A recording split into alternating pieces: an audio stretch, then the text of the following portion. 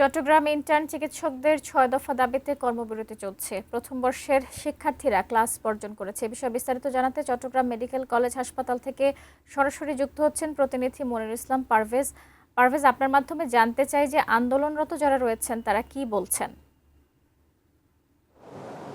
আচ্ছা শাকিলা, প্রথমে জানিয়ে রাখি আন্দোলনটি আসলে মূলত 11টার পরেই ওনারা সবাই এখানে এসে জড়ো হয়, যেহেতু ওনাদের সকালে কিছু ক্লাস থাকে। তো আজকে প্রথম বর্ষের শিক্ষার্থী যারা রয়েছে তাদের কিন্তু ক্লাস ওনারা বর্জন করেছে।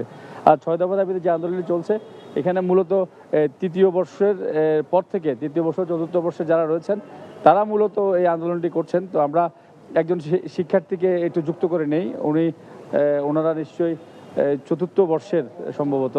আচ্ছা, আপনারা তো চতুর্থ বর্ষের, মূলত তৃতীয় বর্ষ এবং চতুর্থ বর্ষের পরে যারা তারাই এই আন্দোলনের সাথে যুক্ত। মূলত আপনাদের মূল যে 6 দফা দাবির মধ্যে কোন দাবিটিকে আপনারা প্রেফার করছেন বা কোনটি আসলে আপনারা মূলত চাচ্ছেন? এখানে প্রতিটা দাবি হচ্ছে সমান গুরুত্বপূর্ণ, কিন্তু তবে আন্ডার গ্র্যাজুয়েট হিসেবে আমার কাছে যেগুলো গুরুত্বপূর্ণ মনে হয় সেটা হচ্ছে এফসিএস পরীক্ষা নিয়ে যেসব নতুন নীতিমালা গ্রহণ করা হয়েছে সেগুলোকে সংশোধন করা উচিত। এবং আন্ডার গ্র্যাজুয়েট হিসেবে হচ্ছে আমাদের যে পে স্কেলগুলো যেভাবে নির্ধারণ করা হয়েছে দাবি অনুযায়ী সেগুলো ওভাবে নির্ধারণ করা উচিত পে স্কেলগুলো। কারণ হচ্ছে সরকারি ডাক্তাররা খুবই সিনসিয়ার তাদের জব নিয়ে। হ্যাঁ, কিছু তো ব্যতিক্রম থাকবে, কিন্তু সিনসিয়ার খুবই তারা। তো যার জন্য হচ্ছে তাদেরকে যদি আমরা প্রায়োরিটি না দিই, দেখা যাবে হচ্ছে রোগীরা ভালো সুবিধা পাচ্ছে না বা সেবা পাচ্ছে না, সেক্ষেত্রে হচ্ছে আমরাই এটা সাফার করবো আর কি।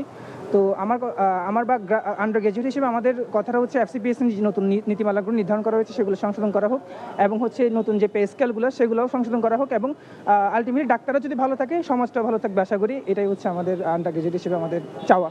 ধন্যবাদ। আমরা একজন শিক্ষার্থী যুক্ত করে নিয়েছিলাম। ওনারা তবে অনেকে আমাদেরকে জানিয়েছেন যে সব জায়গায় যেমন পেট্রোল সহ অন্যান্য জিনিসের দাম বাড়ছে, তো ডাক্তারদের যে একটি ফিক্সড একটি টাকা দেওয়া হয় সেটি কিন্তু আর বাড়ছে না, সেটি মান্ধাতা আমলে রয়ে গেছে, সেজন্য তথ্য আমাদের জানানো হয়েছে। তো সব মিলে আসলে 6 দফা দাবিতে কর্মবিরতি বলবো না, চিকিৎসা সেবা চলছে।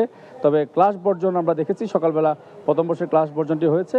আর যেটি বলছি যে 11টার পরে মূলত এসে ওনারা এখানে একজোট হয় এবং ওনাদের নানান যে স্লোগান সেগুলো দেয়। মূলত সারা দেশের মতো চট্টগ্রামেও এই শিক্ষার্থীরা সেই একারটাই আছে, অর্থাৎ 6 দফা দাবি তারা অচিরেই বাস্তবায়ন চাচ্ছে। তবে তার মধ্যে ওরা বেশি বলছে স্বাস্থ্য সুরক্ষা, অর্থাৎ ডাক্তারদের উপর মাঝে মধ্যে হামলা হয়ে থাকে, যাতে সেটা না হয় এই আইনটি তারা খুব দ্রুত চাচ্ছে। অর্থাৎ সব দাবিগুলোই চাচ্ছে, তার মধ্যে স্বাস্থ্য সুরক্ষার যে দাবি সেটি তারা প্রথম অগ্রাধিকার হিসাবে, এবং সেটি গুরুত্বপূর্ণ বলছেন তারা। তো আপাতত মেডিকেল কলেজের যে শিক্ষার্থীদের যে দাবি দাবা নিয়ে আমার কাছে এখান থেকে এতটুকুই রয়েছে।